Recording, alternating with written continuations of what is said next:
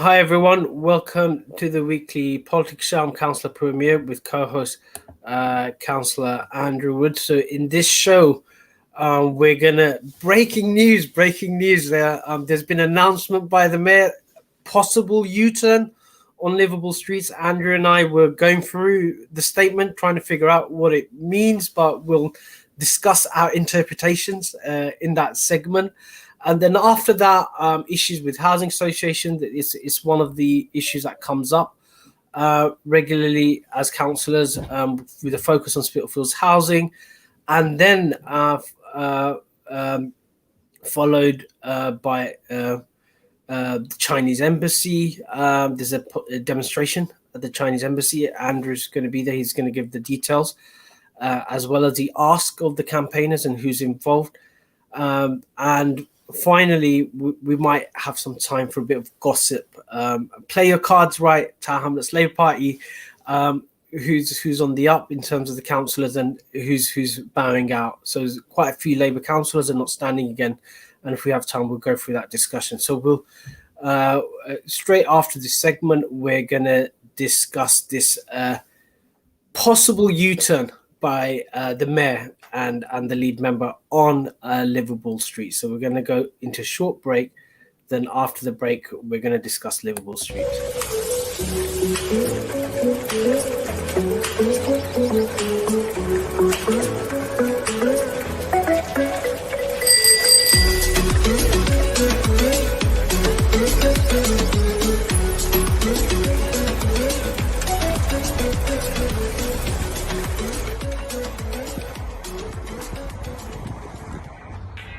Cycling in London is not child's play. How to be a better cyclist? Listen to my show, only on Relax Radio. I'm Kevin. Join me every Thursday, 5 p.m. Look forward to seeing you.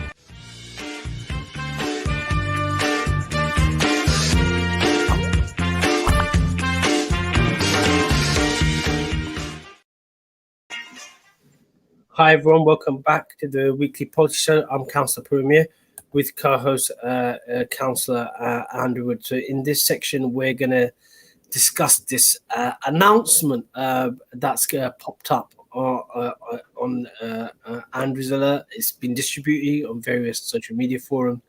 Announcement by Mayor John Biggs to what is it, a pause or a review? Andrew, over to you. Do you want to go through the statement, because he seems to be saying a lot of things to a lot of people?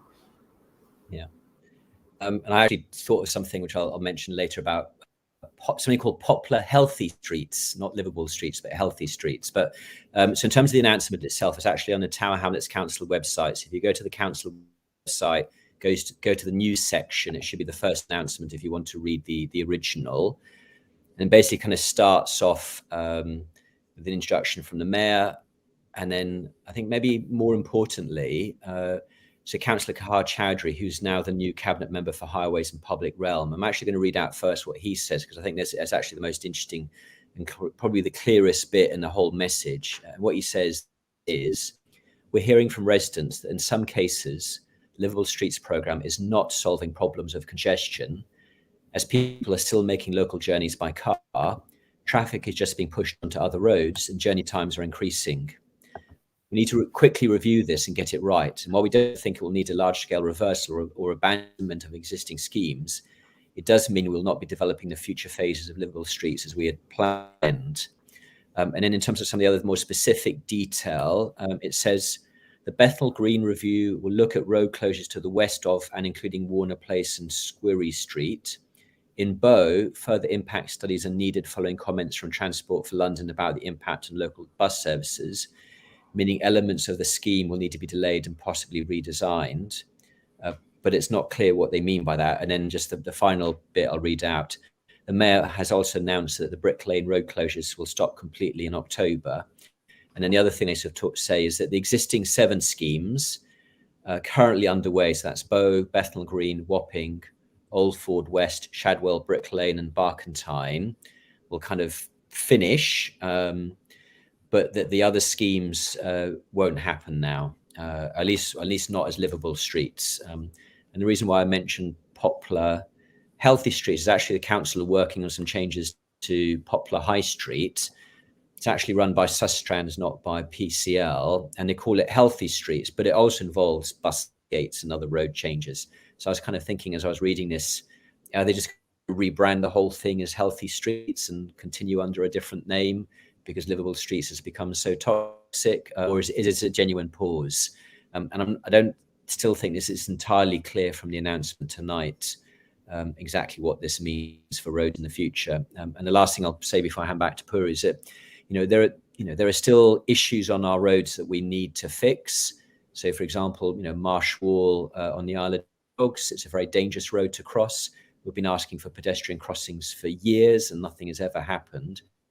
So, I actually think this may also not just an opportunity to talk again about how Liveable Streets works, but with this pause, actually not, because they were so fixated on those areas and on Liveable Streets that when you ask them about anything else to do with road safety, they just didn't have the capacity to deal with it. So this may also be an opportunity to come back to what should have been the original aim of this project, which is to, look again at our streets, and if anything is dangerous, fix it. Yeah, I think Councillor Carhar's statement is one bit's interesting, where he talks about it not eliminating traffic. Mm-hmm. It doesn't eliminate traffic, it's displacing traffic, moving traffic on. So that's an acknowledgement that the schemes are actually generating more traffic, which I found interesting. But the other interesting thing is there's an inherent contradiction. It names the 7 existing schemes and says there's a pause and a review, but then says Brick Lane is going to be stopped in October. Just like that, a specific sentence. So there's a lot of confusion as to what this actually means. Yes, I mean, I've always, like the Brick Lane, it kind of makes some sense in the summer months because people can sit outside restaurants and, it's all very nice on a Saturday afternoon. So I can definitely see the logic of doing Brick Lane in the summer, but not in October, November, December, January, because it's just, unless global warming changes things, it's just going to be too cold for people to want to sit outside for long periods of time. So I've always kind of thought Brick Lane, if you're going to do it, it should be seasonal and not all year round. So maybe it's a reflection of that. Another thing we often don't know about is, what will be in the party's manifesto for next May's election. It may well be, John Biggs has decided this is politically too difficult. And I was rereading the 2018 Labour manifesto, and as you said, Puru, when you actually reread that manifesto again, it's not the same as what they ended up delivering. It's actually much closer to what I think should be done. So will the Labour Party go back to their original manifesto commitments, or will they write something completely new for next year? In which case, then they would have a democratic mandate for doing the work. But I don't think that democratic mandate exists for some of the work. And the other thing I just realized in the announcement is there's nothing about emergency services, because a lot of the discussion has been about the impact on emergency services of these changes. And they just don't mention that at all, whether it's an issue or not. So it'd be interesting to see what residents make out of this. So I've been monitoring social media. I know there's a lot of skepticism. I know when I spoke to other councillors from other councils, they met up with the PCL consult who started the scheme in Waltham Forest, and their advice was you just plough on, you just nod to residents, say we're listening, but you just plough on with the scheme. And how much of this announcement is there's a lot of skepticism as to whether things really have changed. So there needs to be a bit of more commitment. But it'd be interesting to see what residents think. So, and both you and I have been invited to a meeting next Tuesday by the residents, specifically in Weaver's Ward, which seems to be the epicenter of discontent to Liveable Street. So it'd be interesting to see what they make of this statement, and also what they make of your proposed motion as well. So I know you're having it's a moving target, it's shifting, and it'd be interesting to see what people think of it. Have you had feedback in terms of what you're proposing in terms of the motion? Yeah. So what I have done is I've written a first draft of a motion. I then sent it to the other opposition councillors for them to comment and review on it, and I've had some comment back, and it'll be because basically there'll be a number of different parties involved in this. So well, it'll be interesting exercise to see how this works, in terms of whether we can actually agree something. And the deadline is Wednesday, middle of the day next week to submit this motion. Obviously, we'll have to review that in light of this announcement. But actually thinking about what we were proposing in the motion, I don't think we actually need to make that many big changes, because the main things it was sort of talking about was copying what Ealing Council did, was they basically went back to residents about the existing schemes already implemented and asked them, what do you think about it? And I think they had 22,000 responses in total. And of the 9 schemes, 7 of them residents wanted them to be reversed and removed, but 2 of them did have support within their areas for them. And I suspect, some of these road closures, do have some support in the same way that the Wapping bus gate started because people in Wapping wanted to stop rat running through their area. So I think that principle, that still applies, because the council really haven't been very clear about how they review these these existing 7 areas. And the other one was talking to the emergency services and asking their opinion.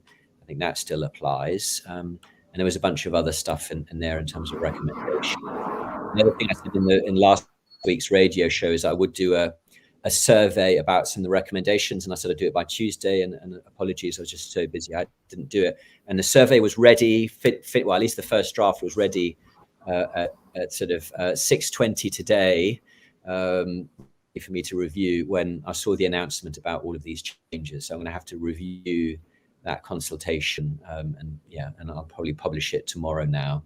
But it's kind of asking kind of open-ended question, because one of the other issues that's really unresolved, even within the mayor's announcement, there's a contradiction between what the mayor says and what Councillor Chowdhury says, and it is, so people from outside of Tower Hamlets driving through, do we restrict them to the main roads to avoid rat running, which seems to be the mayor's view, and that's what's in the Labour manifesto. But then what Cllr Chowdhury is saying is actually that's creating even more traffic on certain roads. And I think this is the one area that I think it's people have definitely do have different views on. I mean, there are issues about how you do it in terms of whether it's bus gates or planters, but there's a general principle as about whether or not you restrict people driving through only for certain roads or not. And that, as I said, even in the council announcement tonight, there's a contradiction there that I don't think anybody's really properly resolved. Well, the bigger picture and the assumptions are quite fluid, and they're shifting. So one is ULEZ has come in, and that's going to have an impact in terms of air quality. The other one is the study that was done in terms of cycling. So there was this assumption because of COVID and these road closures, a lot of people will take up cycling. There was a boom this time last year in terms of cycling, but it seems to have gone back again.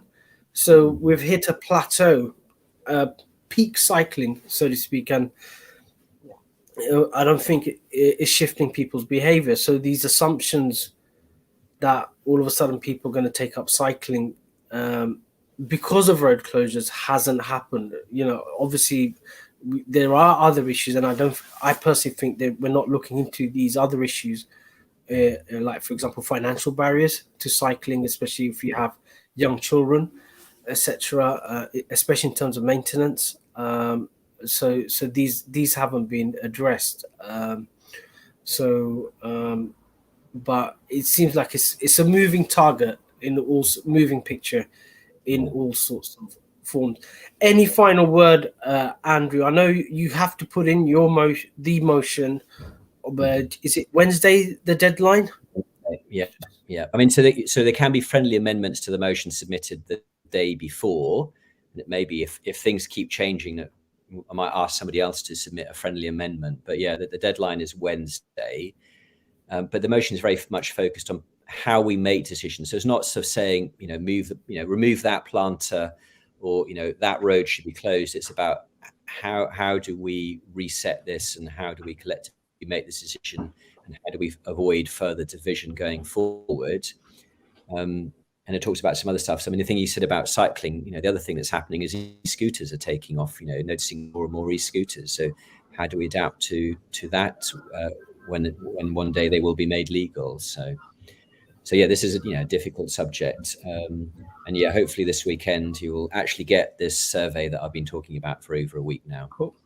Cool. So looking forward to the survey. So we're going to go straight into a break. After the break, we're going to discuss the Chinese embassy. So on the same day as the public event on Liveable streets, which is next Tuesday at the St. Peter's Mission, there's also a demo happening outside the Chinese embassy. So I'm going to go after the break, straight into that. And Andrew has all the details in regards to that.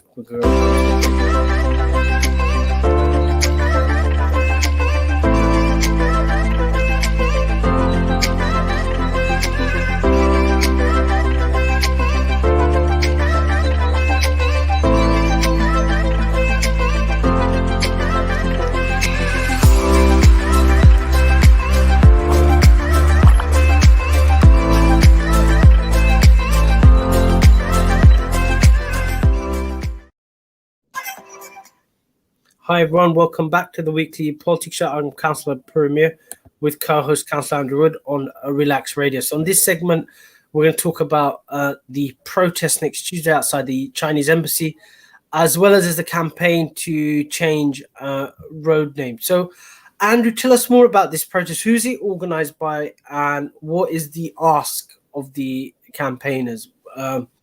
Is it to remove the Chinese embassy, or what is the specific ask? Okay. So first of all, it's been organised by a number of different organisations, including the World Uyghur Congress, Free Tibet, Hong Kong Liberty, and Stop Uyghur Genocide. So those are the four organisations involved. It's going to be on Tuesday, the 14th of September, from 6 p.m. to 8 p.m. Outside the Royal Mint Court. So if you don't know it, it's basically next to the Tower of London, and then opposite that you've got the Royal Mint Court. So I assume they will meet outside the Royal Mint Court. So the email I've got sort of says, so I think they're mainly focused on name changes to the streets surrounding the proposed new location of the Chinese embassy. And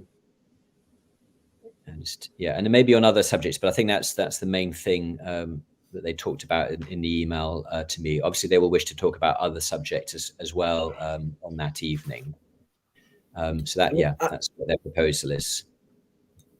And there's a campaign by Councillor Khan, Rabina Khan, to change the name. Is that part of this campaign? Is that parallel campaign? I saw a piece on Love Whopping, Mark Baines' East End Inquirer. It's a subject that's been discussed by a number of people, including Councillor Rabina Khan. But one of the things I've sort of pointed out is actually we might not actually need to change any existing names, because actually in front of Royal Mint Court there's actually a very small little road, and it's slightly unclear. I mean, there's no sort of name badge in it. It could be part of Royal Mint Court itself, but certainly there's a stretch of road with no name tag on it. I think maybe over 100 years ago, it might have been part of a street called King Street, but since then it's been very unclear. So what we could do very easily is actually give a name to this short stretch of road, which is owned by Tower Hamlets Council on Tower Hamlets Council land, but it's in front of the proposed new Chinese embassy. So my proposal would be, rather than sort of changing names, let's just give that little stretch of road a name. The issue will be is what should the name be? And I think that's a whole separate subject of conversation. And I've seen various sort of suggestions over the months as to what that name should be. And the only other sort of thing just to be aware of is that the British government are building an embassy in China, in Beijing as well. So if we do something, they may do something similar. So I guess one of the issues with the name would be is how provocative do we want that name to be? You want to call it Tiananmen Square. It's not in and of itself provocative, except for events over some months many years ago, or it could be the name of somebody that the Chinese government have sent to prison, in which case that would be much more controversial. And that's maybe something that will get discussed at the protest on Tuesday. Well, there are supporters of the Chinese embassy, believe it or not, within the borough. So one of them did approach me, knowing how critical I am of some aspects of the policy of the government over there, and they did explain that they bring in investment. They gave the example of Manchester, where the current embassy is. Because of that, the city of Manchester has benefited from inward investment. So more jobs, more investment, etc., etc. Don't we want that in Tower Hamlets? That was the question. How do you counter those kind of arguments? So first of all, I should say, in terms of some of the local residents, their main concern is actually about security. So they're concerned about a terrorist bomb attack. And I know, and I've been involved in some meetings or meetings I've helped arrange between those residents and the council. There's also issues about the safety of pedestrians and safety of protesters as well, because it's there's a lot of traffic in that area. So when I'm concerned about safety, it's not from the Chinese, it's actually about a vehicle hitting somebody. So I've actually told the police that this event is happening on Tuesday, because I think it'd be actually a very useful exercise for us to understand how protests could happen safely in this location. So I think there's a lot of learning for us from that point of view.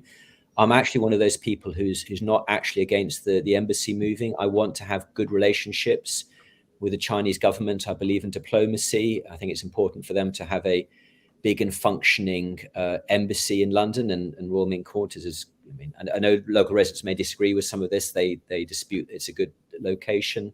I can see why the Chinese have picked it. My issues are really to do with the Chinese Communist Party and what they do to stay in power. But it's not with the embassy in and of itself, because, there have been embassies built in London where, think about the Russian embassy. There's been enormous changes over the years in terms of the Russian government. And we've kind of gone from hating the Soviets to loving the Russians to not being particularly keen about them. And I suspect it'll be the same with this Chinese embassy, is that over the hundreds of years, is our relationship with China will change as well. And I think my last hope in terms of the embassy moving here is, I know the staff will live on site, which I think is unfortunate. But, I sort of hope that when they go out of an evening and, walk down Brick Lane, when it's livable streets and all the rest of it, that they will see how, a multicultural, multi-ethnic democracy works. And, that might sort of help them understand the West better, and, especially places like Tower Hamlets. So I think there are some positives and some negatives, and negatives also very much to do with security. So. But I think, given experiences, the Chinese do want to have, in terms of the embassy or the government, wherever they go, they do want to have an engagement on. It'd be interesting to see the impact that they have in terms of Tower Hamlets politics, who they reach out to, who will be their cheerleaders. So talking to people who've had experience of Chinese embassy and Chinese diplomacy, they're quite hands-on. So I could see them having an impact in terms of Tower Hamlets politics. They're much more hands-on in terms of backing winners and losers. Yeah. So we've seen issues in Australia. So it'd be interesting to see what happens in Tower Hamlets. What kind of engagement would the Chinese government have in terms of our local politics? Yeah, will it just be so parochial for them? They just won't be, because the thing about it is it will be the largest Chinese embassy in Europe. So it's very much going to be run, I think, as a kind of the European center for the Chinese diplomatic service. So whether they will want to get involved in Tower Hamlets, I sort of doubt, but you never know. Obviously they've done engagement with local residents and they've had meetings with local residents. So from that point of view, it has been positive so far, and they haven't completely excluded local residents. But then, of course, the council planning process kind of does encourage developers to do that. So if they hadn't engaged with residents, that would have been kind of bad for them. But so I was just running. I ran off to my bookshelves, and I've got lots of books about China and about the Cultural Revolution, and Rainer Mitter's very good book about China, and book about Tiananmen Square protests. So I'm fully aware of China and its history, and I think that's one of the great challenges for the West. How do we engage with China, this very different civilization, but do it in a safe way where we don't end up in a war with each other. Yeah, I think in engaging with the Chinese as well, we need to understand recent history in terms of their historical memory. They call it the century of humiliation. Yeah. Starting with the East India Company selling opium or forcing opium onto the Chinese government, sending gunboats. So that's their sort of like cultural or historical memory, and they call it the century of humiliation, which finished in 1949, according to their historiography, where they truly became an independent nation and not have outside interference. So they do see us in terms of very suspicious because of this historical memory that they've had.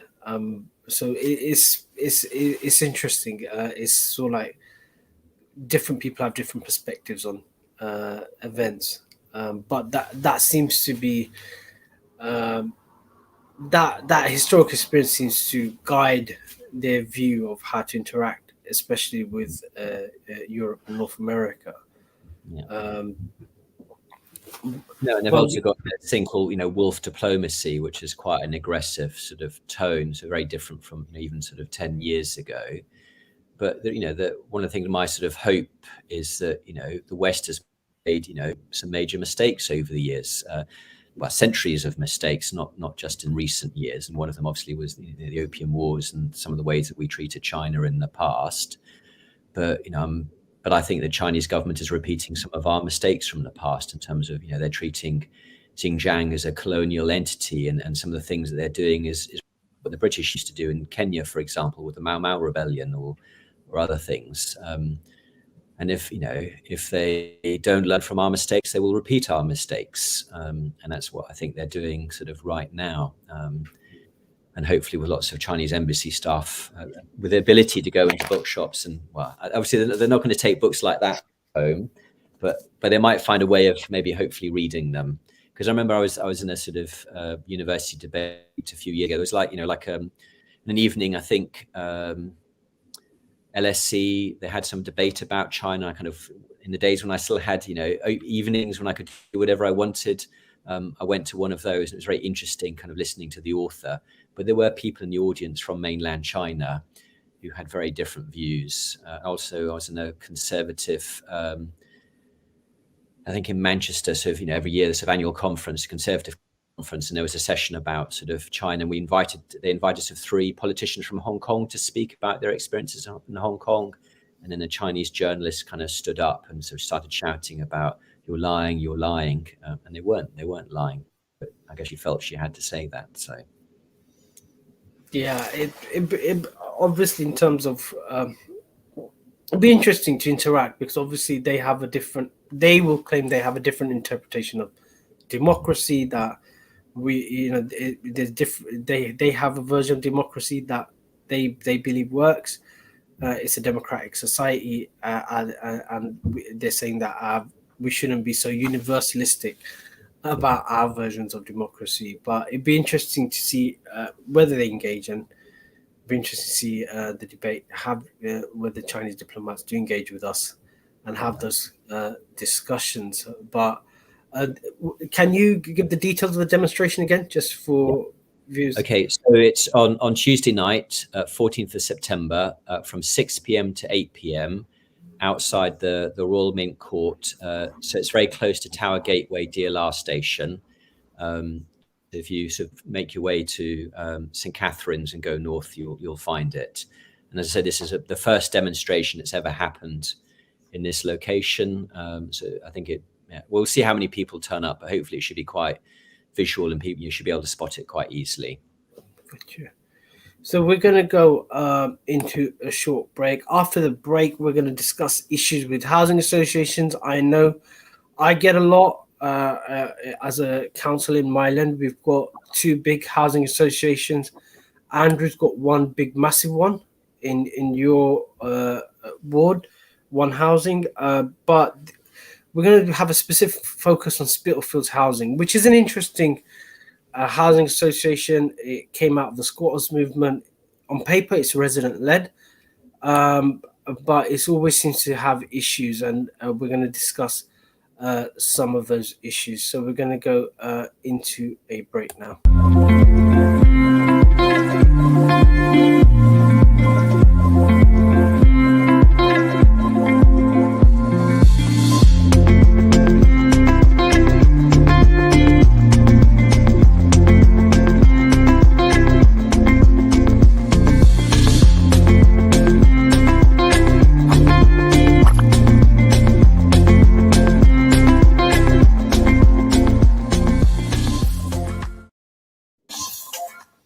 Hi everyone, welcome back to the weekly politics show. I'm Councillor Puru with co-host Councillor Andrew Wood on Relax Radio. So in this section, we're going to talk about a housing association with a specific focus on Spitalfields Housing. And Andrew, you were at one of those meetings. So before I hand over to Andrew, Spitalfields Housing is very interesting. It came out of the squatters movement. So a lot of the houses were condemned, I think, by the GLA for demolition, but they never got around to demolishing those houses. There was a housing crisis, so people took action and took over those houses as squatters. There's a really good drama series called King of the Ghetto that's based on that experience with Tim Roth, a young Tim Roth there. You can see it on YouTube. But eventually, they were recognized by the council. They were given the rent books.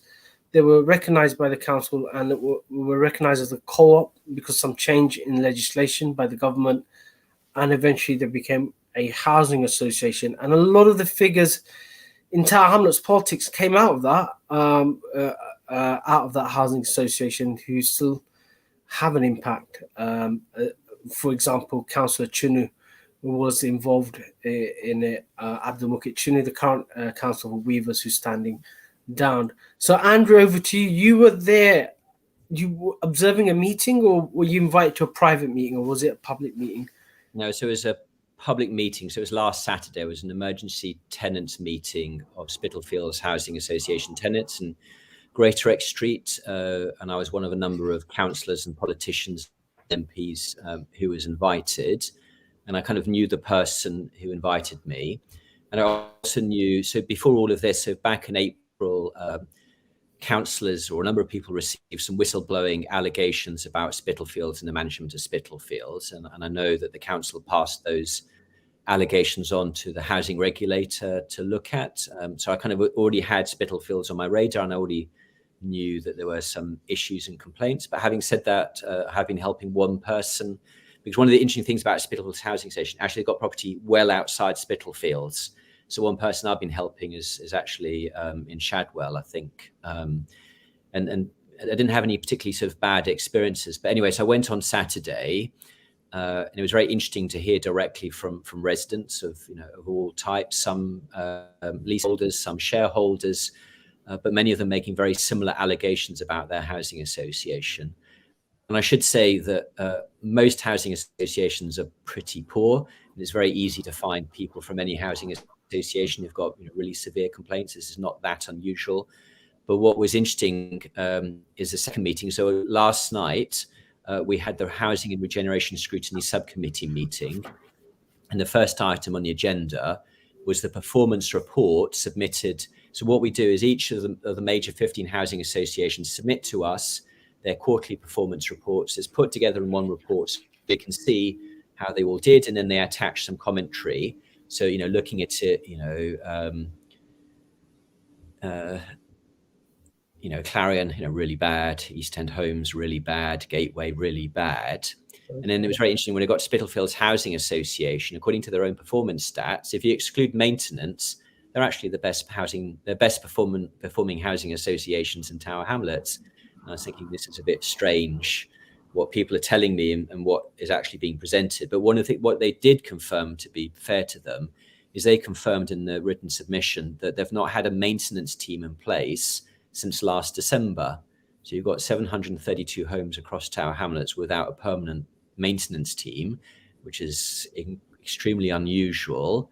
So I think they've had some kind of emergency response thing, but they're so busy they don't have time to collect any data. So for the last 2 quarters, there's just no performance data about how they do on maintenance issues. And then in the meeting, residents are kind of, and also last night, residents came to, because I talked about this meeting on Thursday, and then residents said, can we come? And then they came last night. And then 6 of them were allowed to speak and repeated what they said on Saturday. But basically they're sort of saying, so one of the problems that they got, there used to be a shop in Spitalfields. They used to be able to go to the office in Spitalfields. That office got moved to my ward for some strange reason. So the office is now in 1 Canada Square. So people are sort of saying when they went to the office, security wouldn't let them through. So they couldn't physically visit the office. There's no other way of contacting them except by email. And, there's an elderly lady there who doesn't know how to email. So there were a lot of very worrying things that were raised by residents. And the other interesting thing is that I hadn't realised this before, but Councillor Mark Francis knew about this, is actually Tower Hamlets Council did transfer some estates from their control to Spitalfields many years ago. And some of the people from those estates were sort of saying, well, we don't even know, what do Spitalfields do? We pay them the rent and service charges, but that's our only knowledge of what they do. They're just kind of invisible. And then when we do go to the office, security doesn't even let us in anymore. So a lot of issues have been raised. So one of the issues is what can Tower Hamlets Council do? The scrutiny subcommittee last night, we don't have any formal powers, but the chair, Councillor Etisham Hack, I think, will be taking this forward. I had a meeting with Will Tuckley, the council CEO, this afternoon. I mentioned all of this stuff to him as well. So maybe one of the outputs, and I talked to Councillor Peter Goals about this afternoon. So I think what we're probably going to do is write a letter to ministers and copy in the housing regulator and basically say to the housing regulator, you've got to sort this out. You've got to get to the bottom of this, because some of the shareholders at the meeting on Saturday were alleging that, the AGM, so they get the letters for the AGM, but when they go to the AGM, it's in 1 Canada Square and security aren't letting them in. So they're sort of saying they're being disenfranchised and couldn't vote in those AGMs. So lots of concerning stuff, which, somebody needs to investigate and get to the bottom of. Fire safety issues as well. People are saying that their fire safety exits are being blocked by Spitalfields Housing Association, and therefore, they weren't going to be able to safely escape their building. So, but just to finish, the last thing I'll say, we may be focusing on Spitalfields tonight, but they're not that unique. There are lots of other housing associations, I'm sure you know as well, Puru, who also are not particularly good either. But I think the issue is that residents don't have an option once stock has been transferred. Mm-hmm. You can't reverse it. That's it. The asset's been handed over to a private entity. That's it. We've lost any democratic oversight over it. I know in my ward we've got popular haircut. Now, in some aspects they're really good, but they do have a very controversial regeneration approach, which seems to be not regeneration, more like rebuild. That's their approach, which I can understand from a financial point of view why they want to do that. I see you were sort of like promoting their Aberfeldy vision on the Aberfeldy estate, and eventually they will come onto the Burdett estate, and I tell the residents they're coming. So watch out and get organized and decide what you want. But you can't take it back, and I believe you're writing with Councillor Gold to Whitehall to get a rule change. Is that correct? Or no, so I've been thinking about this a lot, even well before Spitalfields. The fundamental problem is that if you're a housing association tenant leaseholder, is that you have no control effectively over your housing association. In theory, the exception should be Spitalfields, because in theory, Spitalfields, the tenants are the shareholders and have some control, but that's very unusual. Most housing associations, it's almost like self-selecting management. They pick their own boards. residents don't have any role in any of that. So one of the things we were thinking about, was maybe is give residents the opportunity to reverse the stock transfers. So, for example, right now, one housing group sort of proposing a merger with Riverside, a Liverpool-based housing association who are in a stronger financial position than they are. The consultation started on Monday, but there's no choice for residents in that. And there's legislation that currently exists to give them a choice. But one of the things I was sort of thinking about is, we could ask government to actually give choice back to people. The government is meant to be about empowering consumers and giving people more power, and they're wanting to reform leasehold and replace it with common hold. So the idea would be, if one housing group do run into difficulties, the residents are actually offered a choice. They can either some kind of referendum. So either they vote to join the proposed partner, which is Riverside, but then Riverside then have to offer a reason why people should vote for Riverside, or they have the ability to reverse it and go back to Tower Hamlets homes, which I know a number of people would like. And then the third option would be, if they don't want to do that, the third option might be to join another local housing association, which is a bit more local, like East End Homes or maybe Spitalfields Housing Association once things are sorted out, or even Poplar Harker, because they are quite strong in this area, and give people a real choice over the matter. There's no way of doing that right now. It would require an act of parliament. But I think this is something that needs to go onto the government agenda, because you have these potentially millions of people, because also Section 106 housing, people living in these new tower blocks have no control. The private residents have the ability, in theory at least, to take over control of the building and manage the services. But that doesn't apply to housing association tenants, which strikes me as fundamentally unfair and sort of undemocratic. So the motion we're going to write for the 29th will make that proposal as well. And the proposal will be is that we as Tower Hamlets Council should write to the government making this proposal. Well, it is in the Labour Party manifesto, the 2018 manifesto, that the current administration would work towards a reverse stock transfer. And I vividly remember that because I was part of a group who made sure that was in the manifesto. So have a look at that, Andrew. That might be very useful in your arguments if you are putting forward, because it is in our 2018 manifesto of reverse stock transfer. So even then, we had the issue kept coming up on the doorstep where people felt powerless. They were given a vision initially when they signed the stock transfer, thinking that it was reversible, and then they realized it's not when the vision didn't appear. And it's just the way these things were done, especially in Tower Hamlets, which seemed to be, a lot of them were led by former housing officers of Tower Hamlets Council. So whereas Spitalfields Housing is different, that came out of the cooperative housing movement. So it had a different trajectory, but the rest of them were actually led by former housing officers. So which has its own interesting history. In terms of One Housing, what is your proposal for the residents on One Housing? I know it comes at a time when there's a massive regeneration that's being proposed for the Barkington especially. So no, that's it's not quite as massive as it used to be. So it's definitely smaller.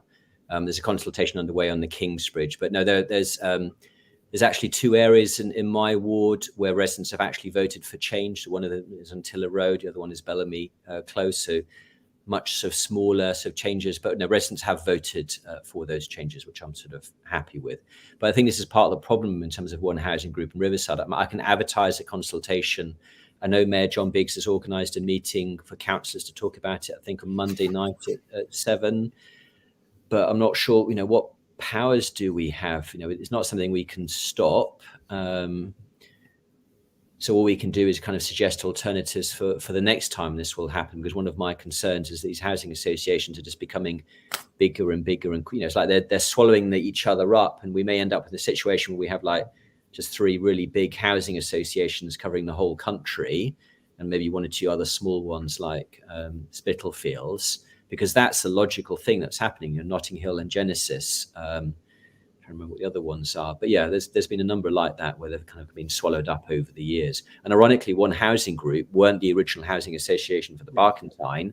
The original housing association, the stock transfer, something went wrong with them, and then One Housing Group kind of stepped in. So actually, this is the second time in 16 years that this kind of merger has sort of happened with residents not having much choice in the matter. Cool. So we're going to come to an any final. What's the next step for Spitalfields Housing? Did you? So I think, I mean, it's up to the council now to have a think. So I know Councillor Shamhak was going to raise this. So I think we probably end up with the council writing a letter to the housing regulator. But the council need to have a think. And the other thing I forgot to say, Councillor Mark Francis have said the council need to look back at the legal agreements that we signed with Spitalfields in the stock transfer to see what powers we have, at least for those estates. So yeah, there's some work for the council to do before we get to the bottom of this. But ultimately, it's for the only people with real power in this are the regulator. So we're going to go straight into a break. After the break, it's going to be Play Your Cards Right. Tower Hamlets Labour Group. We're going to Andrew and I are going to discuss. Seems to be quite a lot of councillors who are not running again at the next election. So we're going to go through that. And just want to have Andrew's reflection, because obviously Andrew has worked with a lot of them. A lot of them will be from the island as well. And just to get your take, Andrew, on that. So we're going to go straight into a break. After the break is Play Your Card Right, Labour Group. So we're going to go straight into...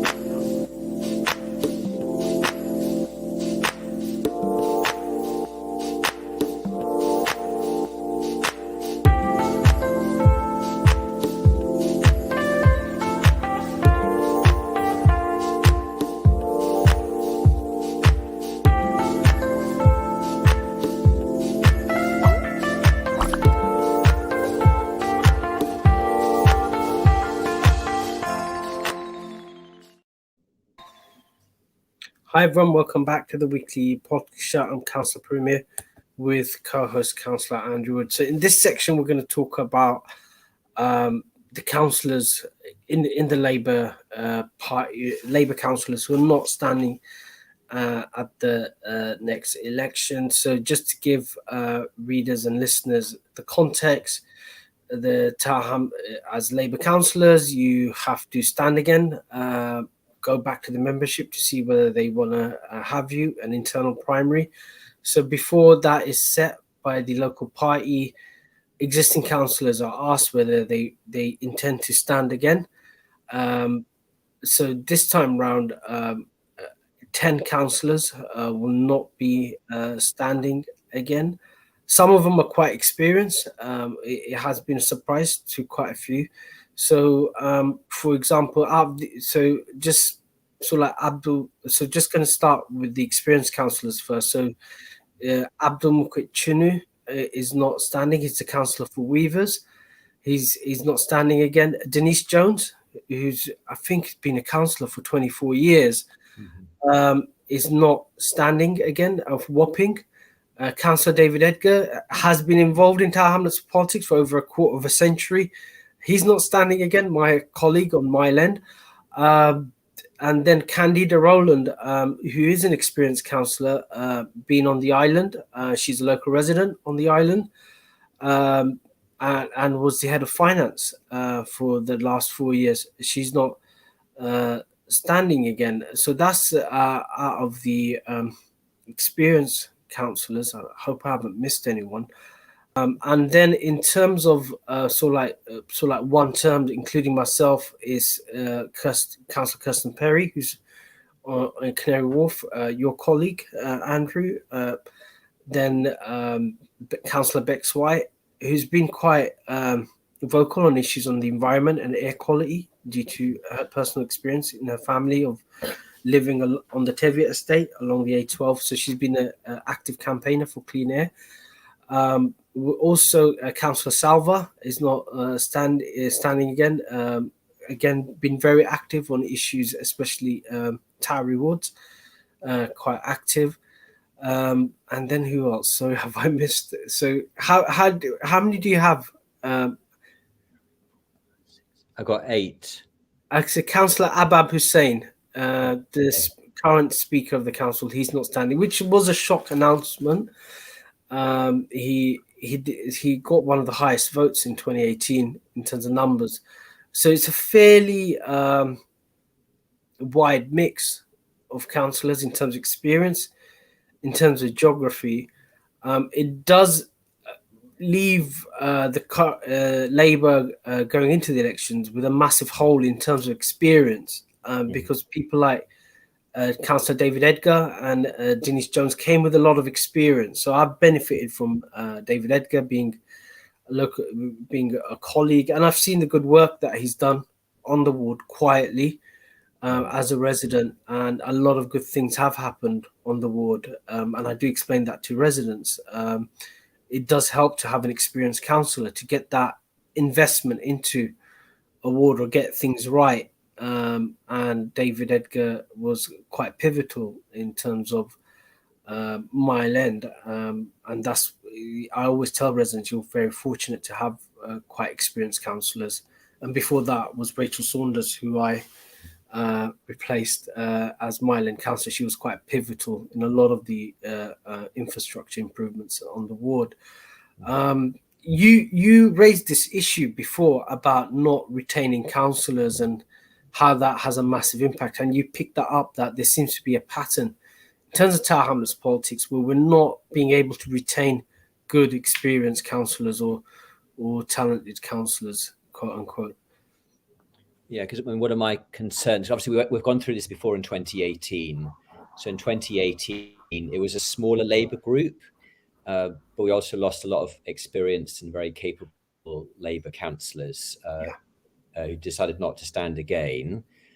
And it's sort of, so when an experienced councillor leaves, you lose two things. Obviously, you lose that experience that goes out the door, because it does take time to learn to be an effective councillor, not something you can just pick up sort of straight away.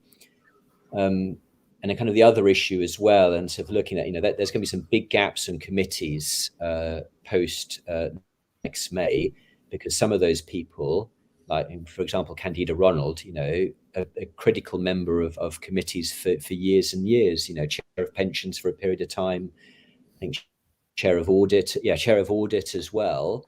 And the problem is that for a committee to work, so normally a committee like pensions or audit or overview and scrutiny or licensing has 7, 8, 9 members depending. But too often in Tower Hamlets, there's only 3 or 4 members of that committee who actually know anything about the subject.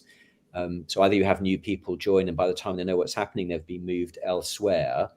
And what it does mean is it puts more pressure on those councillors left on the committee to carry the workload. So, for example, pensions, there was a long period of time when there was basically only 3 people who knew anything about pensions on that committee, who would turn up on a regular basis.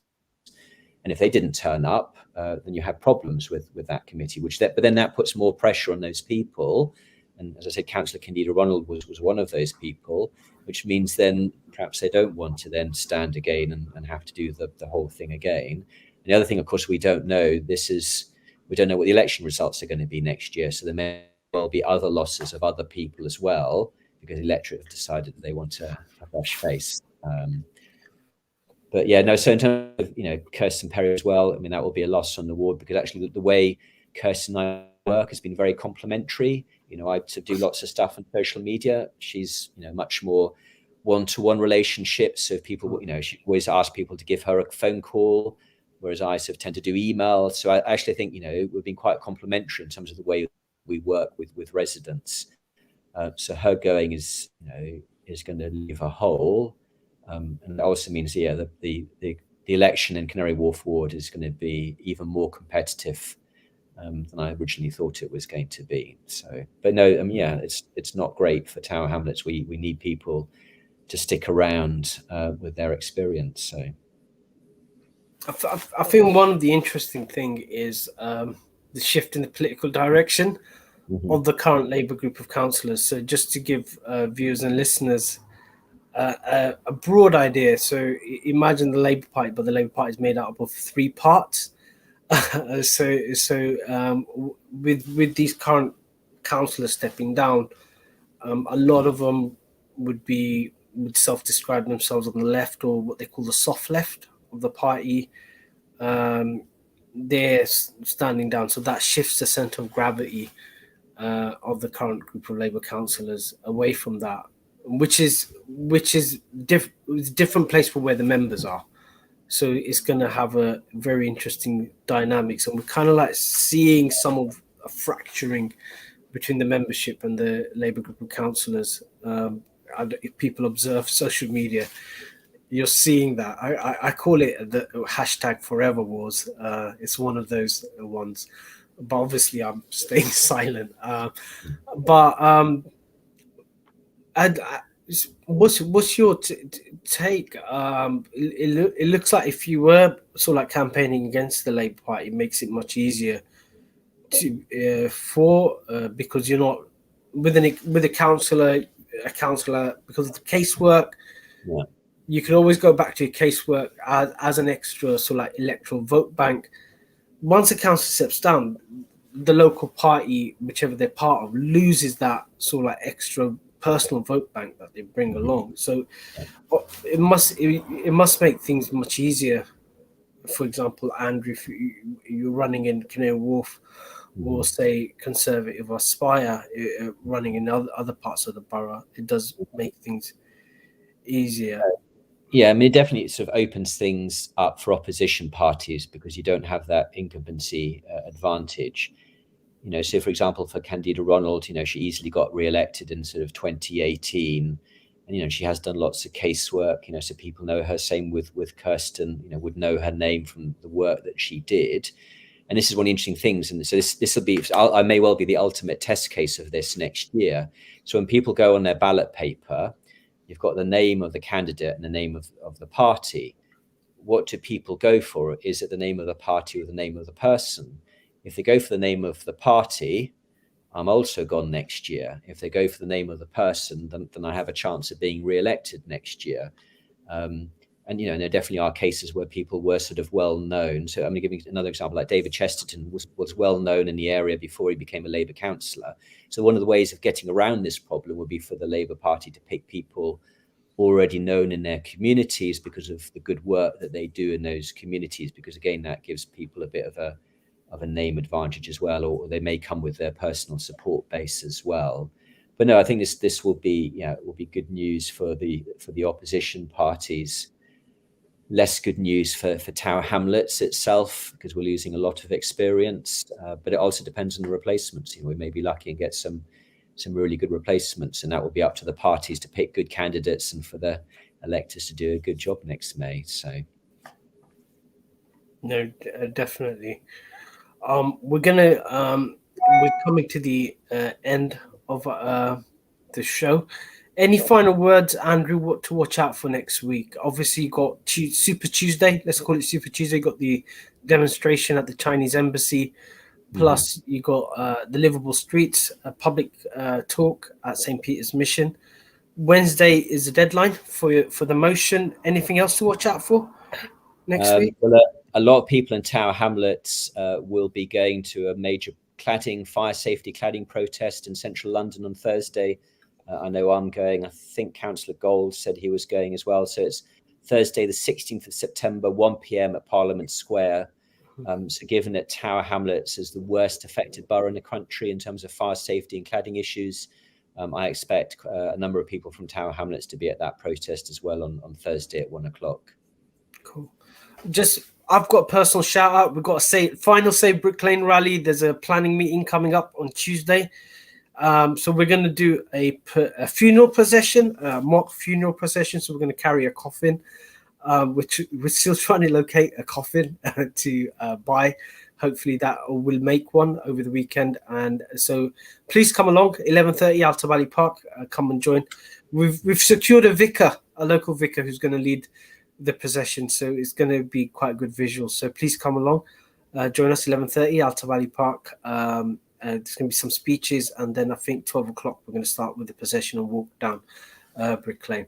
But thank you again, everyone, for watching the show, the weekly policy show. I'm Councillor Puru with co-host Councillor Andrew Wood on Relaxed Radio. Thank you very much. Bye-bye. Bye.